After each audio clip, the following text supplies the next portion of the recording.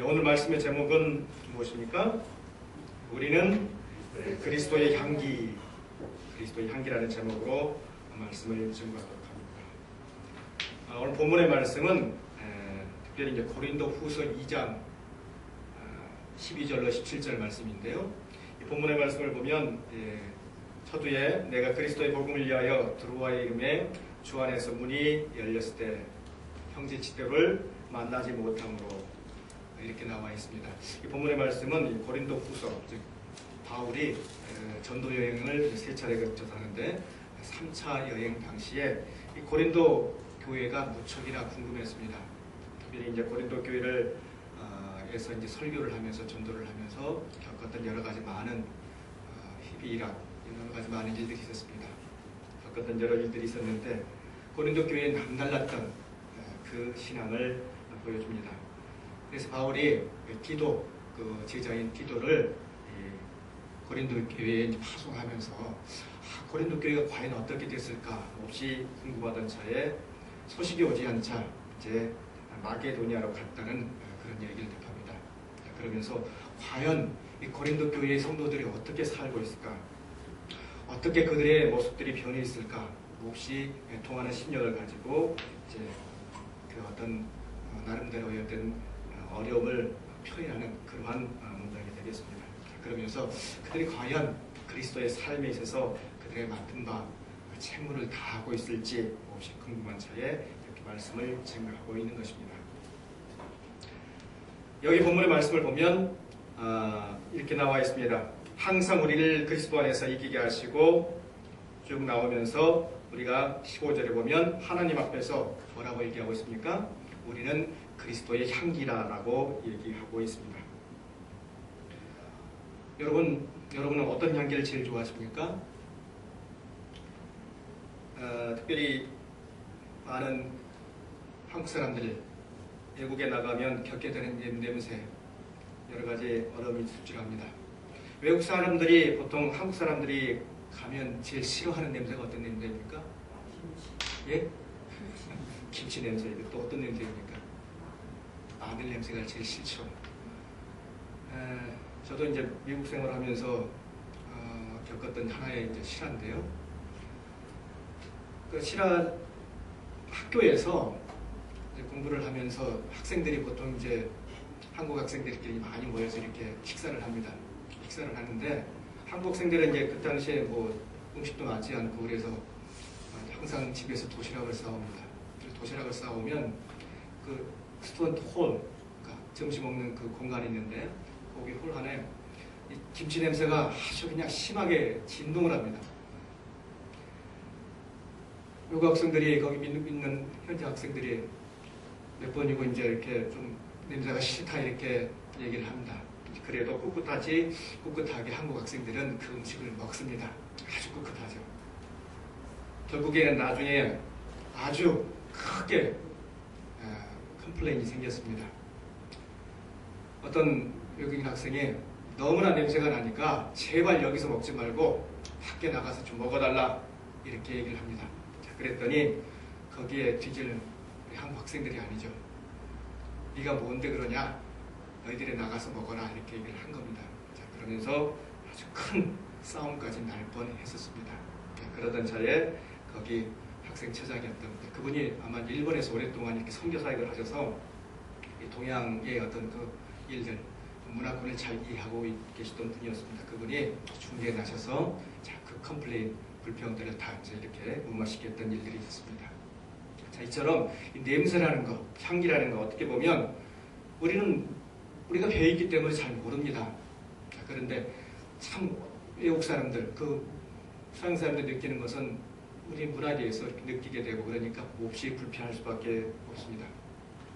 여러분들 흑인들 냄새 어떻습니까? 좋습니까? 싫습니까? 싫죠? 그 보통 이렇게 머리를 꼬아가지고 이렇게 만드는데 가짜 머리거든요.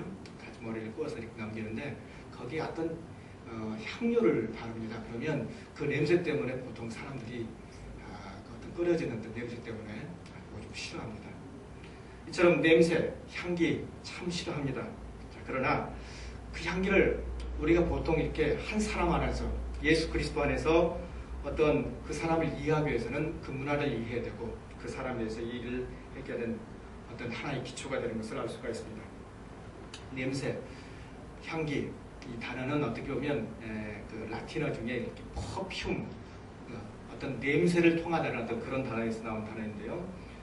그야말로 아주 그 냄새를 위해서, 냄새라는 어떤 그런 단계가 어떻게 보면 가장 중요한 하나의 요체가 된다는 것을 알 수 있는, 그 냄새 없이는 어떻게 보면 아무런 어떤 역할들을 할 수 없다는 것을 알 수가 있습니다. 이 냄새, 우리나라에도 보면 한 가지 더 예를 들겠습니다. 삭힌 음식 중에서 가장 사람들이 좋아하는 음식 두 가지가 있습니다. 하나는 식혜이고 하나는 홍어입니다. 둘 다 좋아하세요, 여러분들? 식혜가 여러분들 해자가 무슨 해자입니까? 삭힐 해자입니다. 그래서 밥을 삭힌다는 어떤 그런 의미를 가지고 있고요.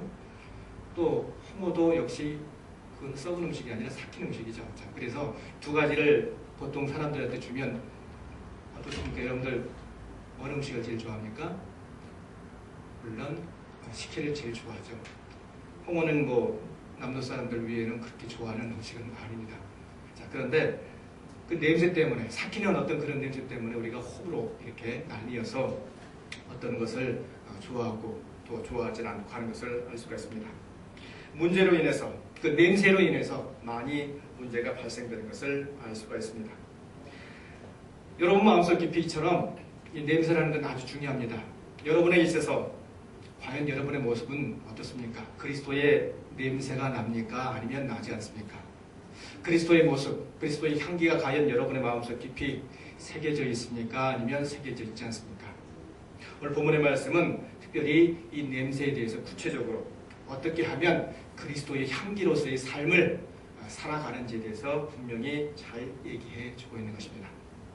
먼저는 그리스도 안에서 자기를 잘 다스리는 자, 이기는 자가 반드시 그리스도의 향기를 나타낸다라고 분명히 얘기하고 있습니다.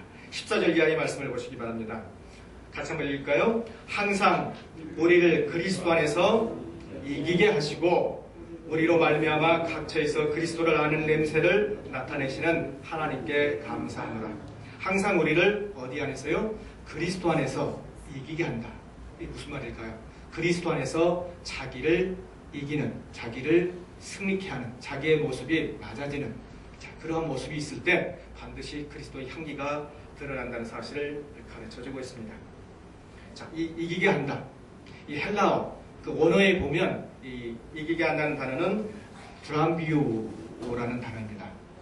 자, 이 뜻은 뭐냐면 로마군이, 옛날 당시에 로마에 있었죠. 로마군이 전쟁에서 이기고 돌아올 때의 그 표현과 똑같습니다.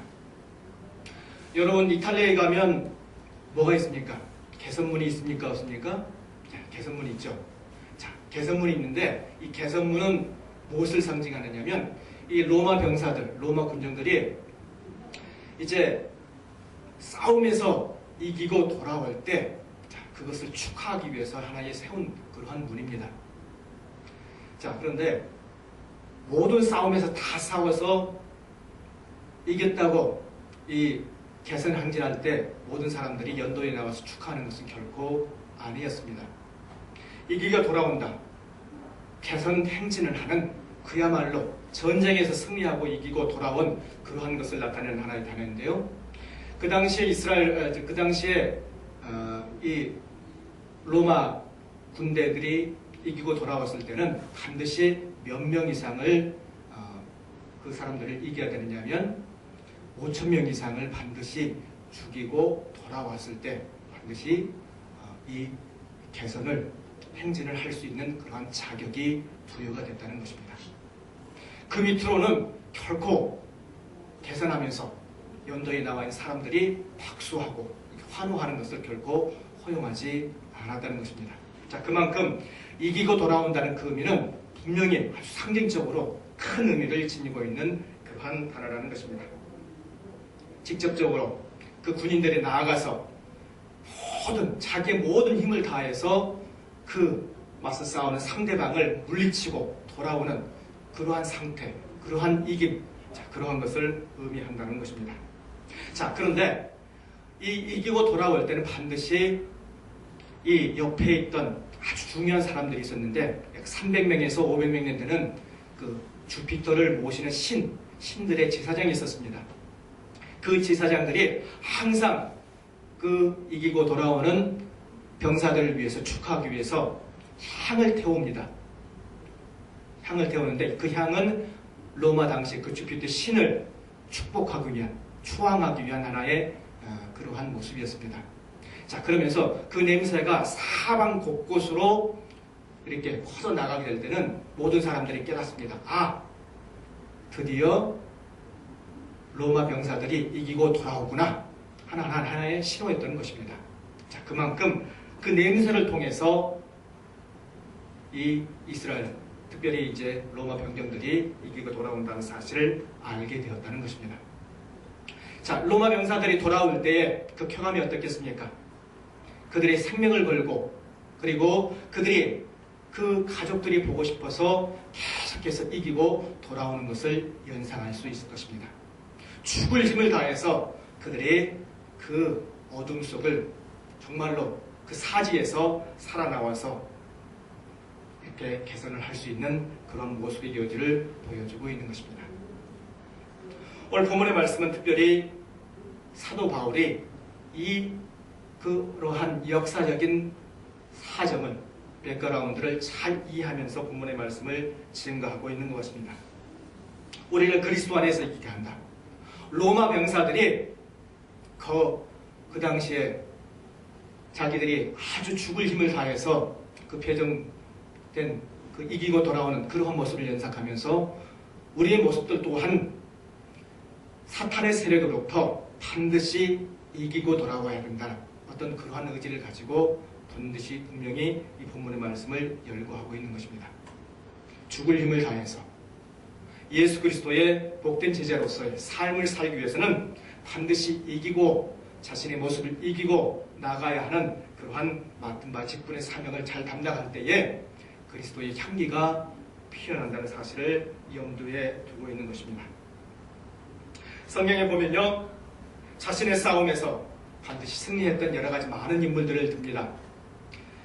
열왕기 하에 보면 5장에 나만 장군이 등장합니다.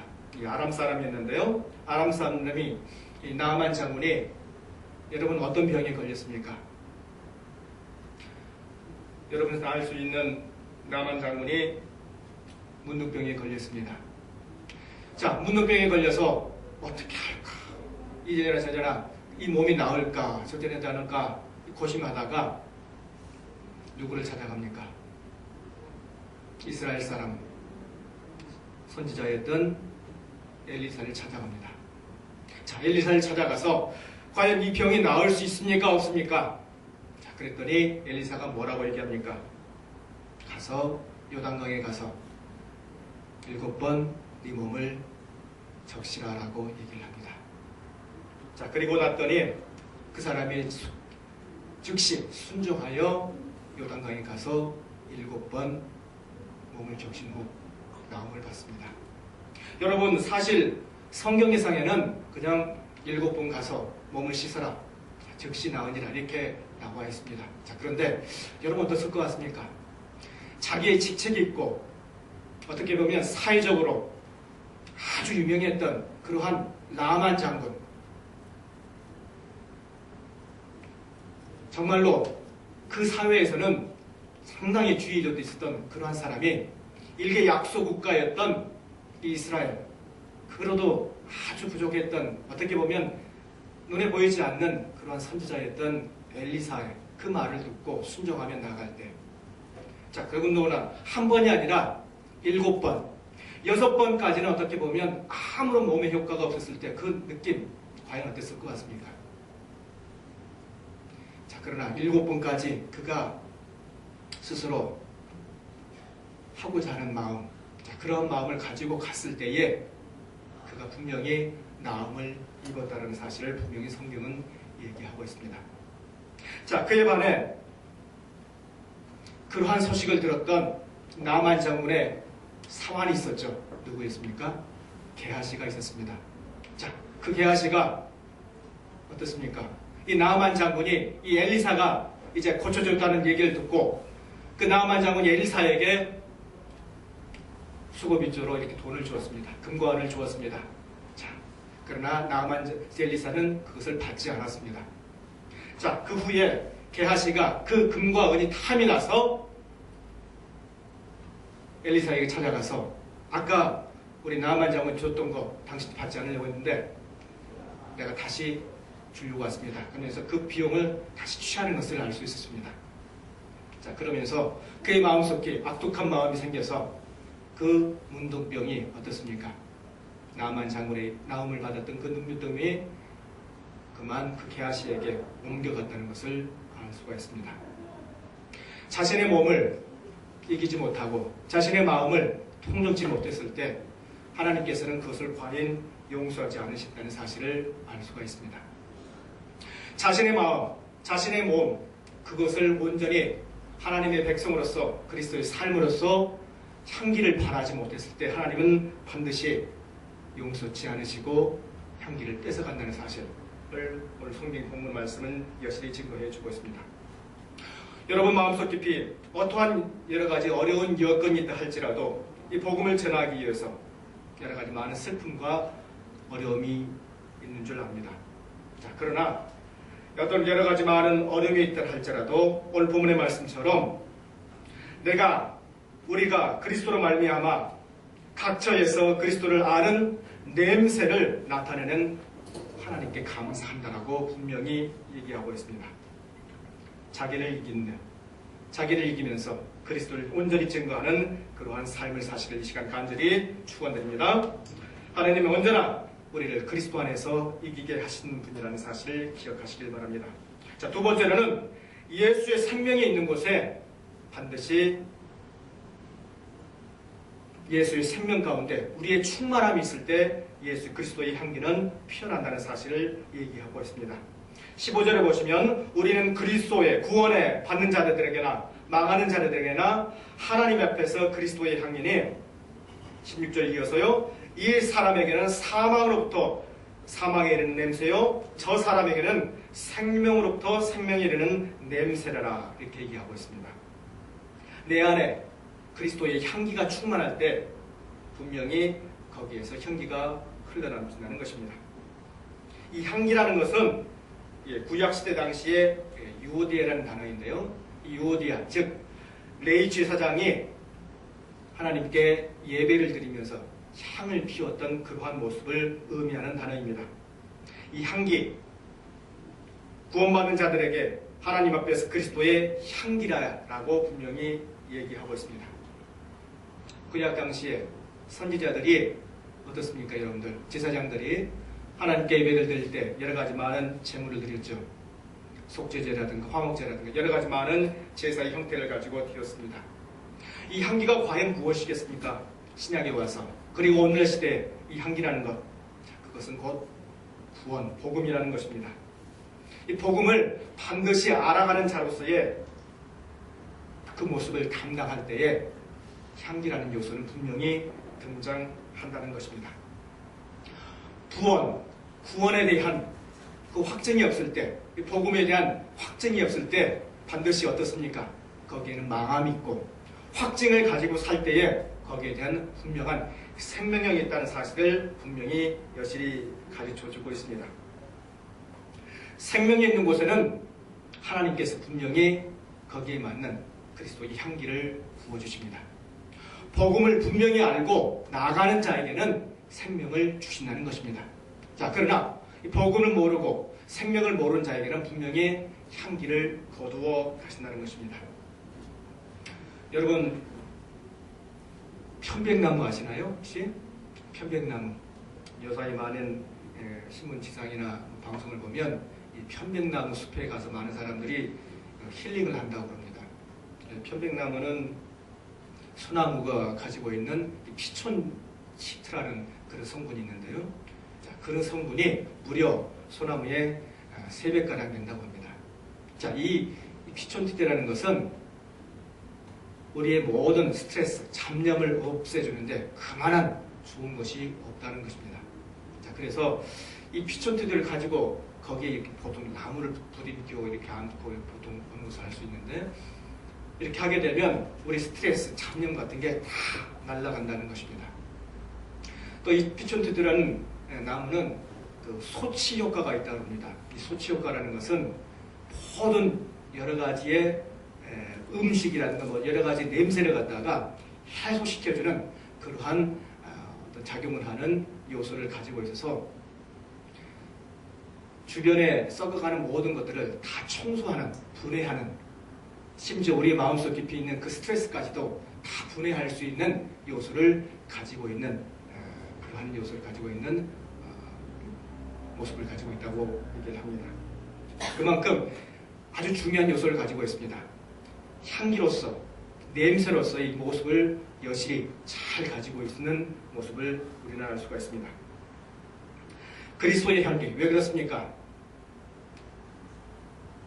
일개의 그 피촌치들을 가지고 있는 이 편백나무가 어떻게 보면 자기 나무로서의 가지고 있는, 어떻게 보면 자기를 태워서 이 피촌치들로 가지고 있는 편백나무 역시 또한 자기의 어떤 그러한 일부의 몸을 내뿜는 것이거든요. 자, 그래서 그것은 하나의 정화시키기 위해서는 하나의 작용인데, 그걸 내뿜으면서 사람을 도와주는 역할을 합니다. 하물며 이 자연의 어떤 그러한 나무에도 그러할진데, 우리의 사람의 모습은 어떻습니까?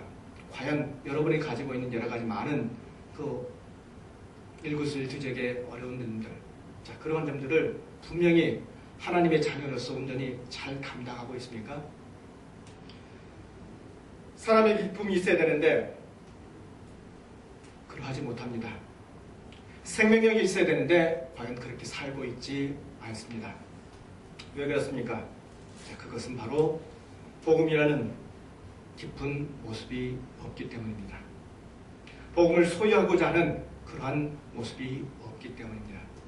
하물며 크리스찬들에게도 그러한 모습들에 온전하게 이렇게 갈구하고자 하는 그런 모습들이 부족하다는 것입니다.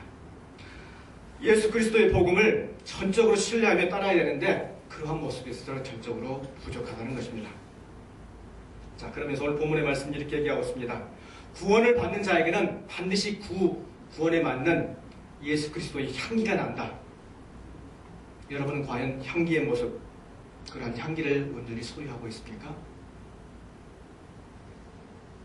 우리가 예수 그리스도를 믿는다 하면서는, 자, 그러나 한쪽으로는 예수 그리스도를 믿고 한쪽으로는 또한 세상을 따라가면서 우리가 어떻게 보면 반신반의의 어떤 그러한 신앙을 가지고 살고 있지는 않습니까? 말씀은 분명히 얘기하고 있습니다. 사망으로 가는 자에게는 사망의 냄새가 나고 생명으로 나가는 자에게는 반드시 생명의 향기가 난다는 것입니다. 생명을 소유하는 삶, 여러분 이 삶을 반드시 사시길 바랍니다. 그리스도의 생명의 향기가 반드시 있어야 됩니다.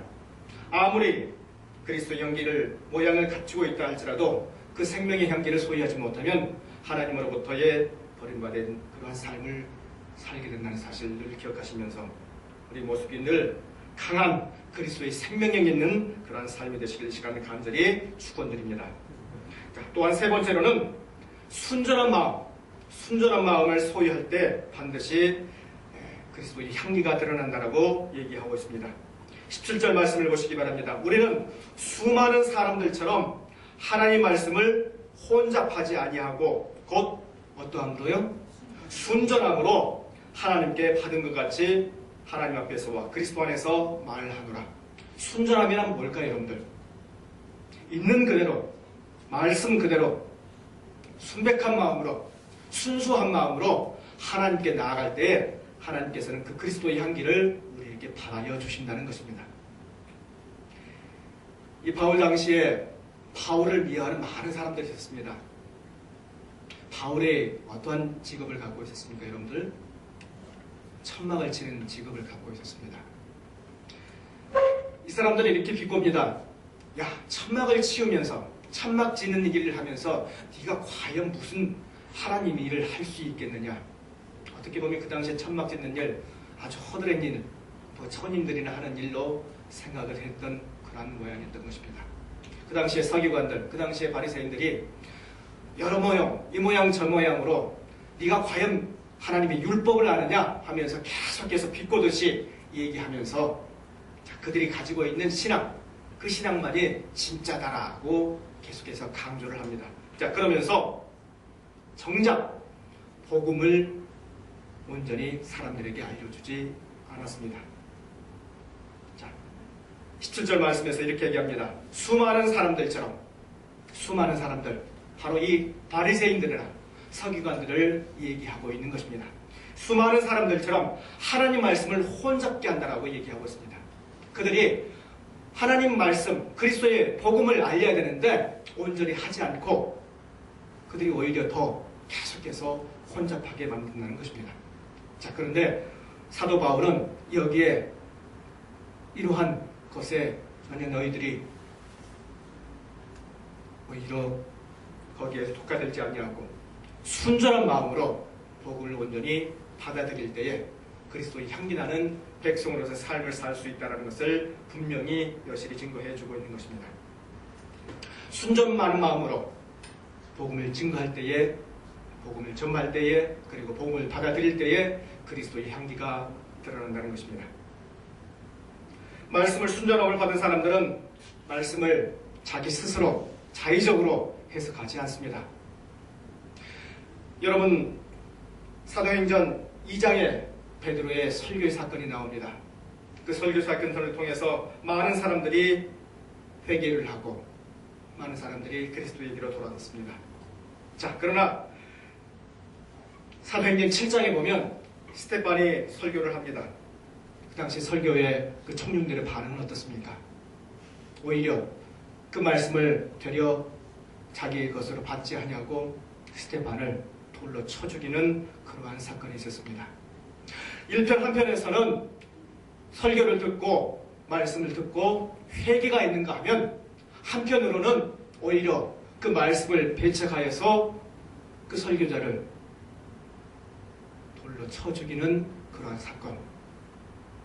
여러분 마음속 깊이 그리스도의 향기를 지닌 자로서 하나님 말씀에 과연 의심을 하고 여러분의 마음은 살고 있습니까? 아니면 순전함을 가지고 그리스도의 말씀에 진실되이 믿고 따라가는 그러한 모습을 갖고 있습니까?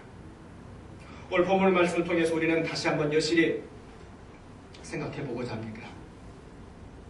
나를 이기면서 그리고 예수 그리스도를 바라는 생명 있는 삶으로서 그리고 순전한 마음을 가지고 살고 계십니까? 예수 그리스도의 향기는 이 세 가지 요소를 분명히 소유할 때 예수 그리스도의 향기가 나는 그런 모습을 가질 수 있다라고 얘기하고 있습니다.